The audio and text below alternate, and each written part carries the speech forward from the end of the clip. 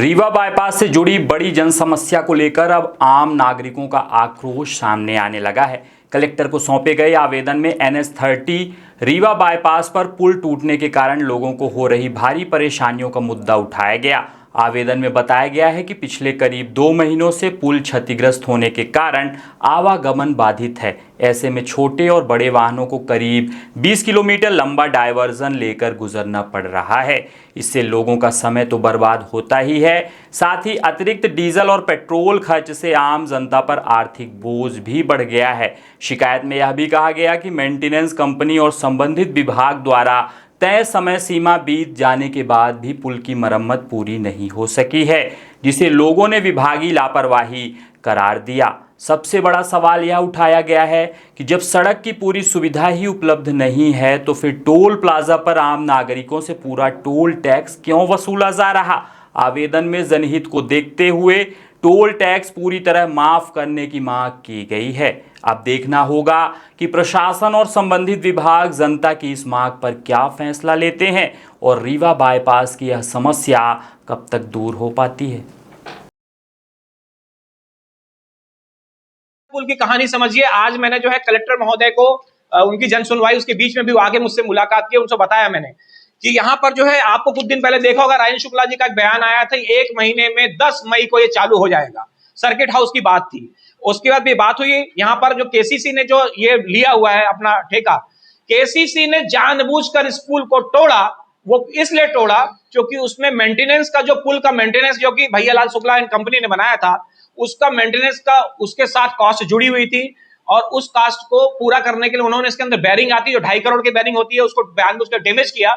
उससे फायदा क्या हो रहा है? उससे फायदा जो मैं अभी देखा तो उससे फायदा यह हो रहा है कि वहां पर एक तो वो 2.5 करोड़ रुपए का उनको पैसा मिल गया और COS जो है वो इसके तहत जो है उनको अब नई पुल बनेगी। आप ये जानकारी रख लीजिए कि अब ये 1 साल तक ये चालू नहीं होगी।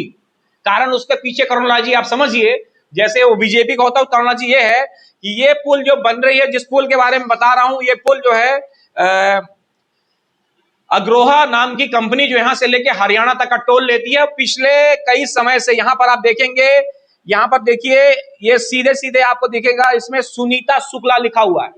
ये सुनीता शुक्ला जो है और कोई नहीं है। टोल जो है ये राजेंद्र शुक्ला जी का टोल है, उनकी वाइफ के नाम से टोल है। आप जाएंगे इस पे, जो अब रिंग रोड बन गई है, तो ये पहले इस टोल का जो मैं आपको ये कागज भी दे दूंगा, ये पिछले कई सालों से टोल जो लगातार चल रहा था 3 लाख रुपए से कभी ऊपर नहीं था। अभी पिछले ही कुछ ही दिनों में, अभी 15-20 दिनों से जो पूरे जो गुजर रहे ट्रक, अब ट्रक ये वहीं से गुजरेंगे और इसका अनुमान ये है कि मेरे हिसाब से ये अभी 34 लाख रुपए का टोल आएगा। और क्योंकि मैं पहले से कहता आया हूं कि राजेंद्र शुक्ला जी को मैं कहा कि आप जो है इसमें अगर आपने बोला था तो इनके ऊपर कार्रवाई क्यों नहीं की गई, केसीसी का जो है इस पर कार्रवाई क्यों नहीं कर रहे हैं। कलेक्टर महोदय से मैं आज मिलने गया तो मैंने बोला उनके ऊपर जो है कार्रवाई की जाए। और ये जब 10 तारीख बोला गया था, फिर से आप सुनोगे 1 महीने के लिए बढ़ा दिया गया बोल रहे हैं। वो 1 महीना नहीं है, आने वाले समय में फिर 1 महीना बढ़ेगा, फिर 1 महीना बढ़ेगा। इसी ये जो बाईपास में जो पथ ने बनाया था, इसकी कहानी बता दूं आपको मैं। जब पथ बनाया था 15 साल का इनका एग्रीमेंट था, लेकिन याद कीजिए 15 साल के बाद भी ये सिमरिया के 50 लाख का जो रोड जो नीचे ढाल बनी हुई उतरने के लिए बना था, उसको 50 लाख रुपए कारण जो है राजेंद्र शुक्ला और यहाँ के एक IG थे पांडे जी और पथ, ये तीनों पार्टनरशिप कर 3 साल तक लगभग 3 से 4 करोड़ रुपए एक्स्ट्रा पैसा लिए थे। और उसके बाद भी 1 साल के लिए फिर से उसका एक्सटेंशन लेने की कोशिश की गई, लेकिन एक्सटेंशन नहीं मिला। और याद कीजिए आप लोग बार बार खबर चलाते थे कि इसका जो समय सीमा खत्म हो गया, समय सीमा खत्म हो गया।